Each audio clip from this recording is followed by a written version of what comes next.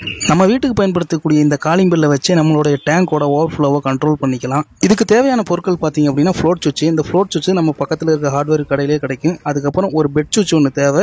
அதுக்கப்புறம் நம்ம டேங்க்லேருந்து நம்மளுடைய ஸ்டார்டர் பாக்ஸ் எந்த அளவுக்கு தூரமோ அந்த அளவுக்கு நமக்கு ஒரு 2 கோர் ஒயர் தேவைப்படும். அதை நம்ம மெஷர் பண்ணி வாங்கிக்கலாம்.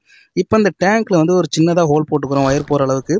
இப்போ இந்த ஃப்ளோட் சுவிட்சை எடுத்து இதில் வந்து ஒரு வெயிட் ஒன்று கொடுத்துருப்பாங்க. அந்த வெயிட் வந்து ஃப்ளோட்லேருந்து ஒரு அடி வந்து கேப் விட்டு டைட் பண்ணி போட்டுங்க. அதுக்கப்புறம் இந்த ஹோல்ஸில் வந்து நம்மளுடைய அந்த ஃப்ளோட் சுவிட்ச் வயரை வந்து உள்ளே இழுத்துக்குங்க. இழுத்துக்கப்புறம் பார்த்திங்க அப்படின்னா ஃப்ளோட்லேருந்து ஒரு அடி கேப்பில் அந்த குண்டு இருக்கணும்.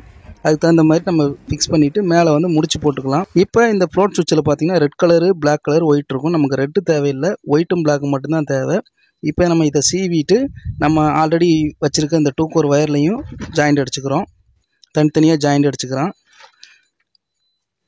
இப்போ நம்ம ஸ்டார்டர் பாக்ஸுக்கு வந்தாச்சு. இப்போ இதை நீங்கள் ஓப்பன் பண்ணி பார்த்தீங்க அப்படின்னா இந்த எம்சிபியோட அவுட்லைன், அதாவது இந்த இடத்துல வர லைனில் தான் நம்ம ஃப்ளோட் சுவிட்ச் லைனை கொடுக்கணும். ஒரு ஒயரை மட்டும், ஒரு ஒயரை கொடுத்துட்டு அதுக்கப்புறம் வந்து பெட் சுவிட்சில் கனெக்ஷன் பண்ணணும். அது எப்படிங்கிறத நான் வந்து ஒரு சின்ன டயக்ராமில் உங்களுக்கு நான் காமிச்சிட்றேன்.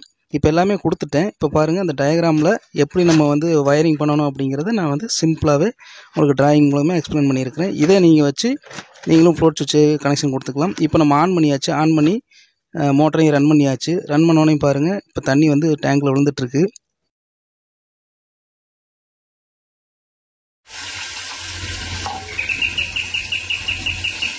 இப்போ பார்த்தீங்க, கரெக்டாக வரும் ஓவர்ஃப்ளோவுக்கு ஒரு அரடி கேப்பில் வந்து நமக்கு பெல் அடிக்கிற மாதிரி மெஷர்மெண்ட் ஆகிருக்குது.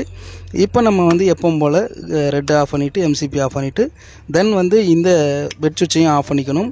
அப்போ நீங்கள் வழக்கம் போல் காலிங் பெல்லையும் யூஸ் பண்ணிக்கலாம். ரெகுலராக எப்படி யூஸ் பண்ணணுமோ அந்த மாதிரி யூஸ் பண்ணிக்கலாம். இந்த தகவல் உங்களுக்கு பயனுள்ளதாக இருக்கு. நம்ம பயனுள்ளதாக இருந்துச்சு அப்படின்னா இந்த வீடியோக்கு லைக் பண்ணிட்டு மறக்காம நம்ம சேனலை சப்ஸ்கிரைப் பண்ணிங்க. ஃபேஸ்புக், இன்ஸ்டாகிராமில் பார்க்குறீங்கன்னா பேஜை ஃபாலோ பண்ணிங்க. நன்றி, வணக்கம்.